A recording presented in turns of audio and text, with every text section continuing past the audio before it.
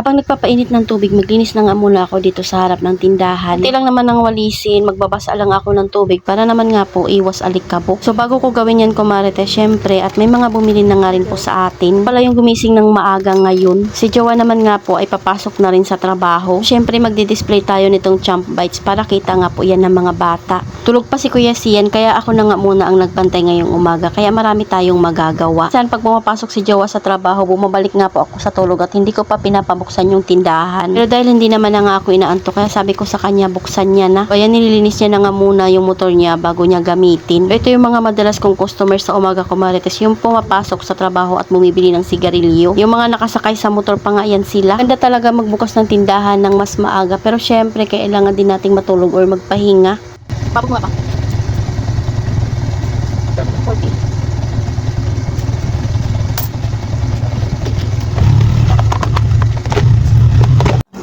Thank you.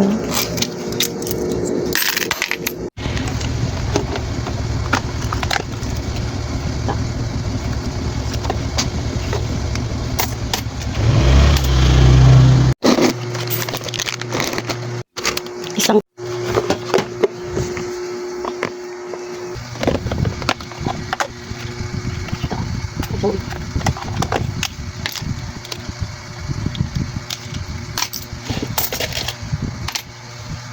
Kaalis na mga customer, diretso na nga rin po ako linis. Sarap talaga ng corn bits ng WL Food Product. As in, madalas ko siyang kinakain kasi naman iba't ibang flavor nga yung matitikman mo. So, ayan, pinunasan ko na nga muna itong lamesa para naman nga po malinis. Ngayon nga po, madalas na wipes na nga po yung ginagamit ko at pinupunas ko na yan kung saan-saan para tanggal alikabok. Hindi man lahat mapupunasan, basta makikita kong madumi ay pinupunasan ko na. Diretso na nga rin po ako linis sa tindahan ko, marites. Tinatanggal ko na rin yung mga basura dito at binabalik yung mga display. Madalas lang naman ito nangyayari ko, marites, pag yung anak ko nga po yung nagbabantay or di kaya si Jowa kasi nga busy din sila maglaro sa cellphone. Kaya ayan, habang hindi pa nga ako nakakapagkape, ginagawa ko na muna kasi na mabilis lang naman siya gawin. So kahit lagi mo nga yan gagawin, abay talaga namang hindi rin yan natatapos. Maya may makikita ka na naman ngang kalat, pero okay lang yun. Ang mahalaga nga po ay nililinis mo para makaiwas na nga rin po sa mga langgam or di kaya sa mga mababait. So ayan, magwalis lang tayo ng maayos kasi hindi rin yan nauubos yung alikabok. Si Panda nag-aantay lang yan mabuksan yung pinto. Pag once na nabuksan ko na yan, diretso takbo na yan sa labas. Kabihira lang namin yan tinatali pag wala nga lang siya sa mood. Tipong lahat nga po ng dumadaan ay tinatahulan niya or di kaya nanghahabol siya. Pero pag ganyan na okay naman nga po yung ugali niya, ay hinahayaan na lang namin na hindi siya itali. Saka nga rin po yan pumapasok, kumarites, at umuwi dito sa bahay. Aliwalas na nga po nitong aking shelves, kumarites, dahil bagong pintura iyan. Ito pa lang yung napamili namin kagabi kaya marami pang kulang dyan. Bubukas na rin ako ng bintana para naman nga po makasingaw yung buong paligid. So ito nga po yung madalas kong ginagawa pag una nga po ako nagbubukas ng tindahan or kung ako yung tao. Ligpit dito, ligpit doon bago nga makapagkape. After kong buksan yung tindahan ko, marites, tinitingnan ko na nga rin po kung anong kulang dyan na naka-display. Makuha ko na nga at makapag-refill. Napansin ko nga na ubos na pala yung Milo ko na stock kaya kailangan na rin mamili. So habang naglilinis kasi ako, tinitingnan ko na rin talaga kung anong kulang dito sa tindahan para kahit papaano nga kung ano yung hinahanap ng customer ay maibigay ko. Last stock na nga rin po ito ng Rexona Pink kaya ayan, binubuksan ko na.